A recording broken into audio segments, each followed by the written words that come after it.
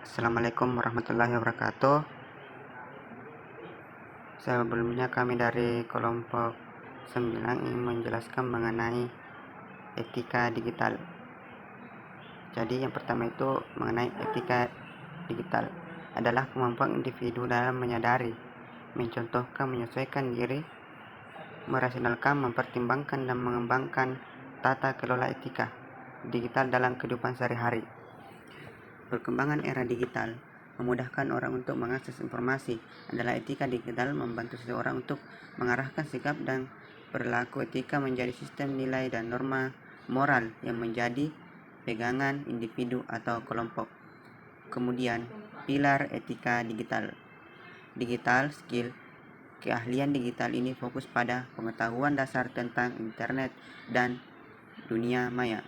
Kemudian, digital kultur budaya digital berfokus pada pengetahuan dasar akan nilai-nilai Pancasila dan Bhinneka Tunggal Ika. Keduanya menjadi landasan kecakapan digital dalam budaya, bangsa, dan negara. Kemudian digital etis. Etika digital berfokus pada etika ketika aktif menggunakan internet. Kemudian digital safety. Keamanan digital ini berfokus pada pengetahuan dasar mengenai proteksi identitas digital dan data pribadi secara online. Kemudian media sosial.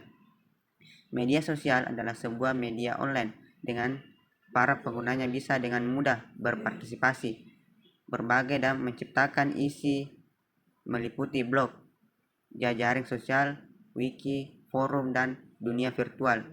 Wiki, blog, dan jejaring sosial merupakan bentuk sosial media yang paling umum digunakan oleh masyarakat di seluruh dunia.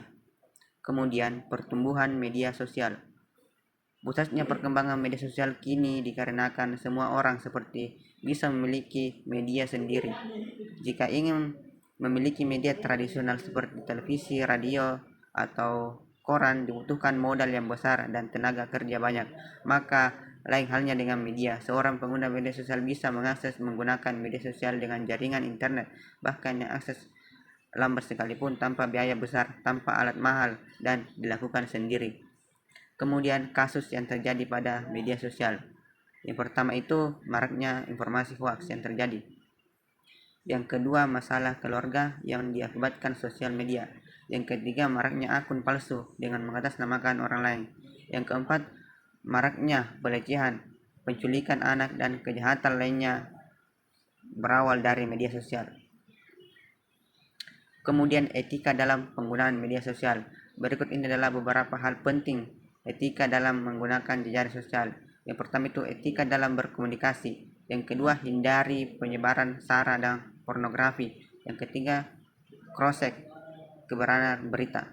Yang keempat, menghargai hasil karya orang lain. Yang kelima, jangan terlalu mengumbar informasi pribadi Anda. Yang selanjutnya itu pentingnya etika dalam bermedia sosial.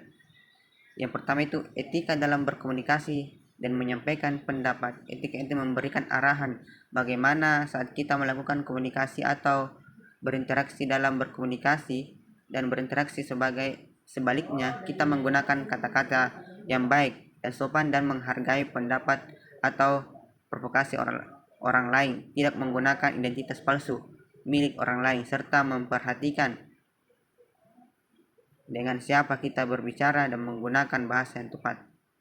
Selanjutnya itu etika dalam penyebaran dalam penerimaan informasi. Etika ini memberikan arahan bagaimana saat kita memberikan atau menyebarkan suatu informasi dan hal penyebar informasi sehingga penyebaran isu sara, konten pornografi, dan aksi kekerasan.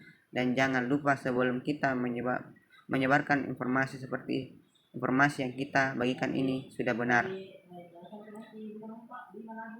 Yang terakhir adalah tanggung jawab individu dan perusahaan. Yang pertama, tanggung jawab individu. Poin pertama, keamanan data pribadi. Individu harus menjaga keamanan data pribadi mereka seperti kata sandi informasi pribadi dengan baik. Ini termasuk penggunaan kata sandi yang kuat dan berbeda untuk layanan online yang berbeda. Yang pertama itu yang kedua itu kesadaran privasi. Individu harus memahami dan mengolah pengaturan privasi pada platform dan layanan digital yang mereka gunakan. Etika online menerapkan etika dalam perilaku online, termasuk menghindari perundungan, penipuan, dan perbuatan ilegal lainnya. Kemudian yang kedua itu tanggung jawab perusahaan. Pertama itu perlindungan data pelanggan.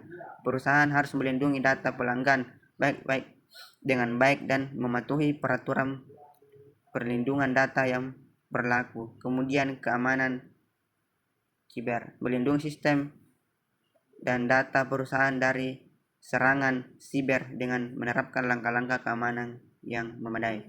Kemudian transparansi dan etika, berkomunikasi secara jelas dengan pelanggan tentang penggunaan data dan praktik bisnis serta menerapkan etika bisnis yang baik. Yang terakhir, perlindungan anak-anak, menjaga anak-anak dari konten berbahaya atau merugikan dan mematuhi hukum perlindungan anak dalam lingkungan digital.